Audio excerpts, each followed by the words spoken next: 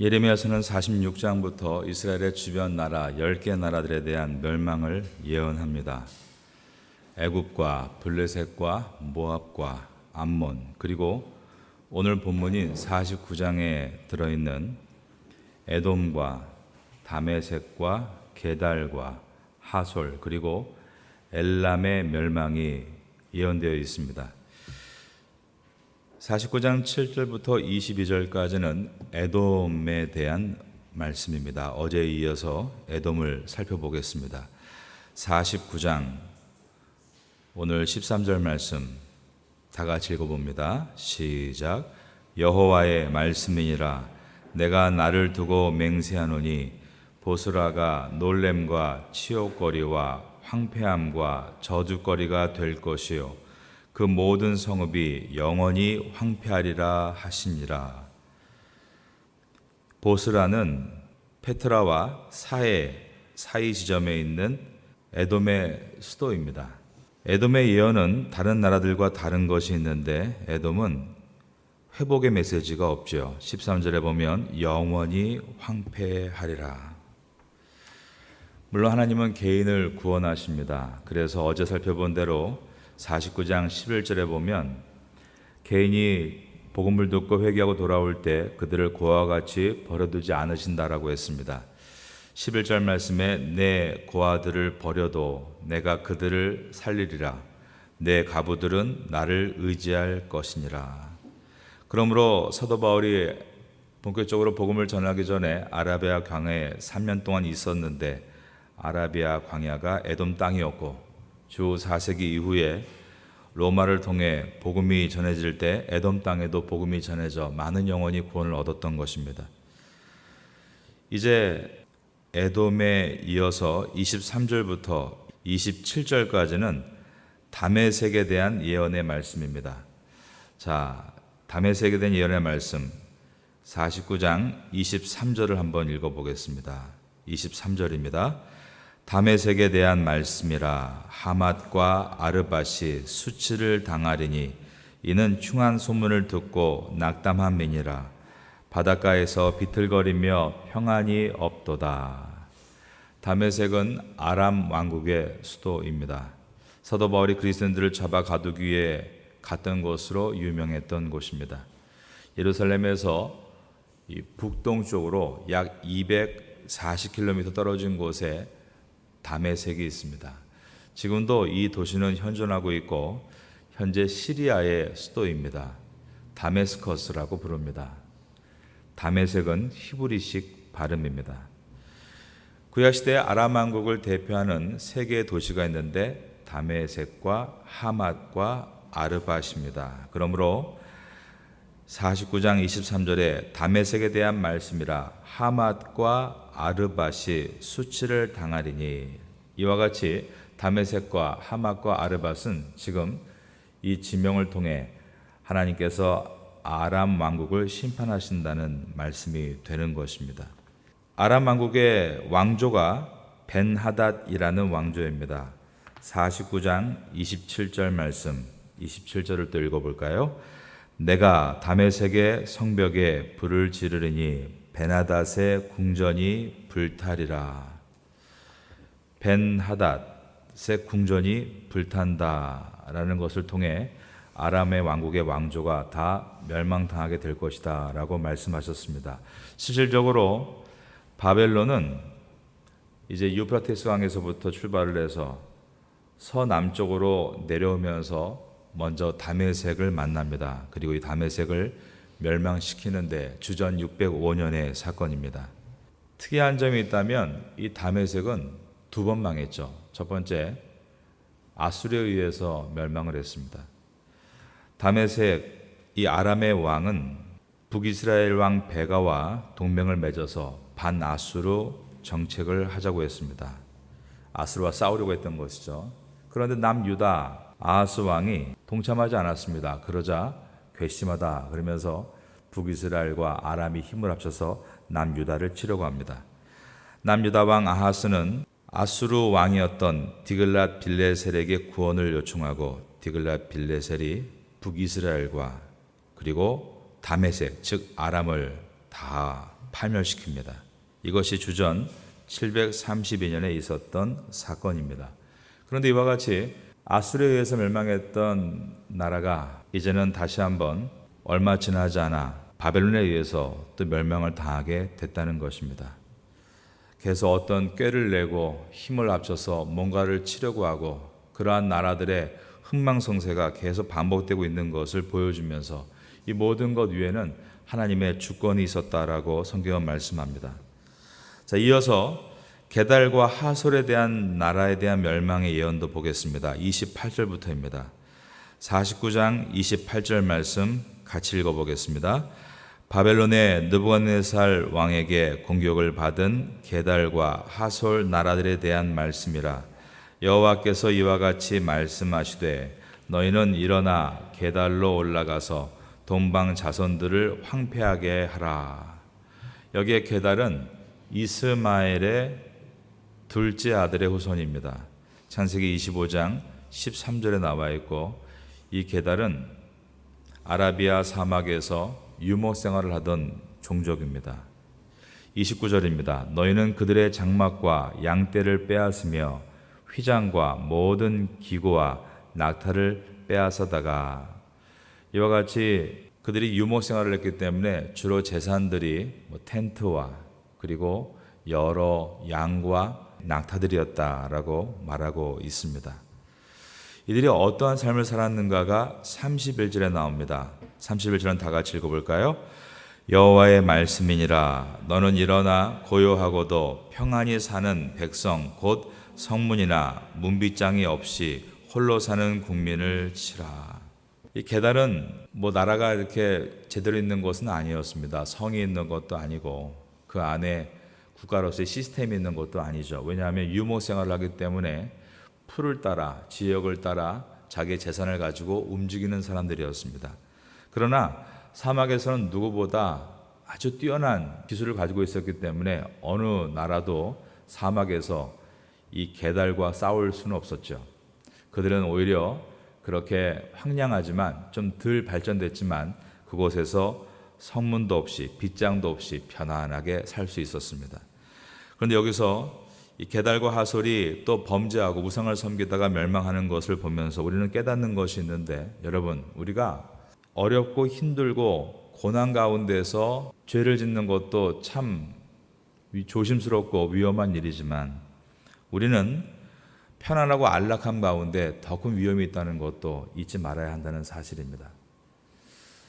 그냥 편안하게 저 시골 어딘가 아니면 섬 어딘가에서 편안하게 살고 싶다. 항상 우리 마음속에 그런 꿈이 있죠. 말년에 그렇게 살겠다. 그러나 이렇게 복잡하고 어려운 도시 생활을 하면서 신앙생활을 한다는 것이 이것이 더 쉽고 그것은 어렵고 그것이 쉽고 이것이 어렵다가 아니라 모두가 어렵다는 것입니다.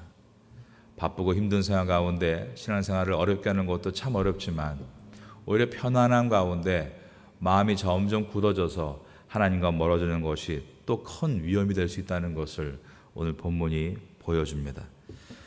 자, 이와 같이 그들도 다 황폐하는데 아까 봤던 에돔과 같이 이 하솔도 영원히 황폐하리라 라고 말씀하셨습니다. 33절 말씀 같이 읽습니다. 하솔은 큰 뱀의 거처가 되어 영원히 황폐하리니 거기 사는 사람이나 그 가운데 머물러 사는 사람이 아무도 없게 되리라 하시니라.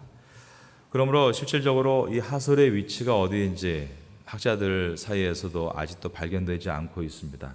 어떤 민족은 영원히 사라지는 민족도 있고 또 어떤 민족은 회개하고 돌아와서 또 나라를 세우는 민족들도 있습니다. 이제 마지막 엘람에 대해서 살펴봅니다. 49장 34절부터입니다. 34절을 제가 읽고 여러분이 또 35절 저와 함께 읽겠습니다. 유다왕 시드기야가 즉위한 지 오래지 아니하여서 엘람에 대한 여호와의 말씀이 선지자 예레미야에게 임하여 이르시되. 35절을 함께 읽습니다. 만군의 여호와가 이같이 말하노라. 보라, 내가 엘람의 힘에 으뜸가는 활을 꺾을 것이요. 오늘 여러 나라들을 살펴보았습니다. 에돔과 다메섹과 게달과 하솔 그리고 엘람입니다. 이제 내일부터는 50장과 51장, 52장까지 바벨론에 대해서 살펴보게 될 것입니다. 오늘 10개의 나라 가운데 9번째 왕 이 엘람을 보면서 우리는 많은 생각을 하게 됩니다. 엘람이 어떤 나라인가? 엘람이란 지명이 처음 등장한 것은 창세기 14장에서였죠. 창세기 14장에 보면 엘람 왕 그돌라오멜과 여러 나라들이 힘을 합쳐서 동에서 서로 넘어와서 가나안 땅을 침공하는 일이 있고, 가나안 땅에 있는 소알 왕이나 여러 왕들이 그들과 싸우는 중동에 있었던 제1차 큰 전쟁을 우리에게 보여줄 때, 이 동쪽의 나라의 대표적인 나라가 엘람이었고 그 왕의 이름이 그돌라오멜이었다. 그런데 더 과거로 가면 이 엘람이 시조가 누구인가? 셈과 함과 야벳 가운데 셈의 아들이 5이었습니다. 이 셈의 아들 가운데 첫째 아들이 바로 이 엘람의 조상이 되는 것입니다. 창세기 10장 22절에 보면 셈의 5 아들 가운데 첫째 장남의 이름이 엘람으로 나와 있습니다. 그러나 이 엘람은 셈의 종족과 가까이 있지 않고 점점 멀어져서 혼자 외톨이가 됩니다. 여러분, 신앙은요, 혼자 하는 것이 아닙니다. 이제 셈에서 이스라엘 백성들이 나왔죠. 그런데 점점 이 셈과 멀어졌던 이 엘람은 신앙으로 가지 않고 혼자 나라를 건설하고 또 어떤 때는 큰 힘을 얻어 동방의 가장 큰 힘으로 엘람의 그돌라오멜을 이끌고 연합국을 이끌어갔던 그런 일들도 있습니다. 이 엘람의 멸망이 이제 오늘 본문의 마지막입니다. 자, 중요한 말씀이 하나 있는데 49장 36절이죠. 49장 36절을 보겠습니다.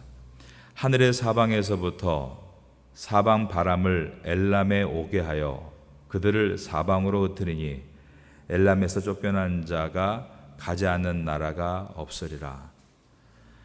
어떻게 나라가 흥하고 망하는가? 이것을 구약에서는 하늘의 내 바람이라고 소개하고 에스겔서 37장과 다니엘서 8장 그리고 스가랴서 6장에 나오는 큰 주제입니다. 오늘 본문에서는 36절에서 하늘의 사방에서부터 사방 바람이 몰려왔다라고 되어 있습니다. 하나님은 역사를 주관하시는데 그 역사를 주관하시는 표현을 그림 언어로 하늘의 내 바람이라고 하셨습니다. 하나님께서 명령하시면 그 바람이 명령을 받고 가서 그 나라를 심판하는 것이죠. 공의를 이루지 않고 불의를 이루는 자들에게 하나님의 심판이 있다를 말씀하실 때 하나님은 하늘의 내 바람을 사용하신다라고 하셨습니다.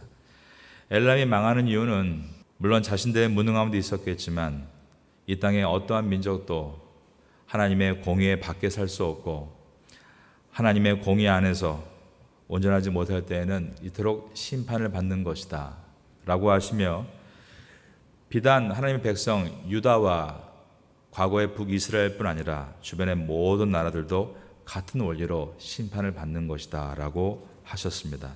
그러나 어느 민족이든지 주님 앞에 회개하고 다시 돌아오면 회복되리라. 49장 오늘 마지막 절 39절입니다. 다 같이 읽어볼까요? 39절 시작. 그러나 말일에 이르러 내가 엘람의 포로를 돌아가게 하리라. 여호와의 말씀이니라. 이 엘람이 바벨론에 의해서 멸망당하고 그리고 나서 어떻게 됐는가? 이 엘람에서 누가 나타나는가? 페르시아의 고레스가 나타납니다.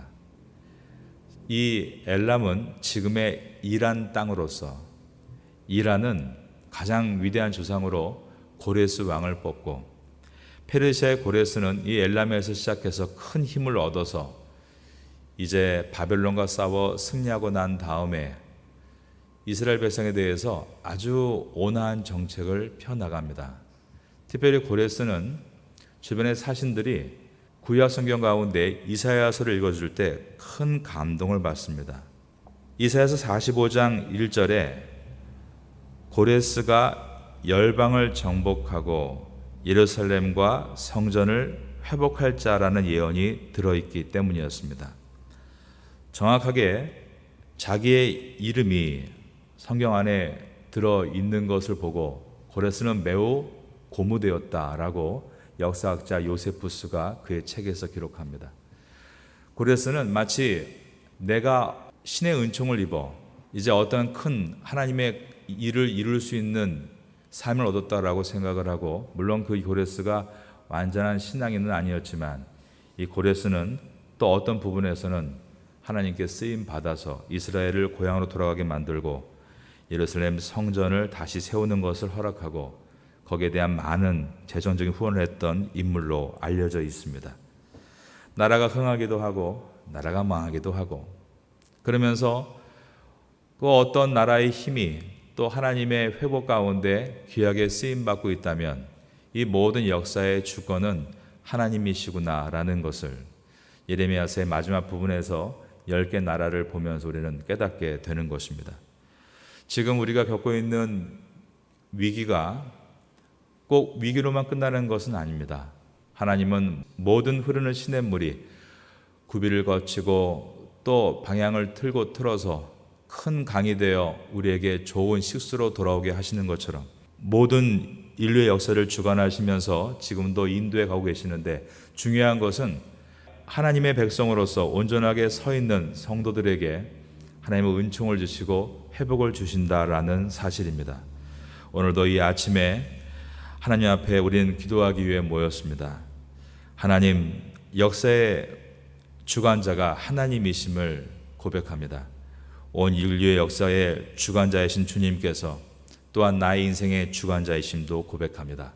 오늘도 그 주님 앞에 엎드려 예배하고 세상에 돌아갑니다.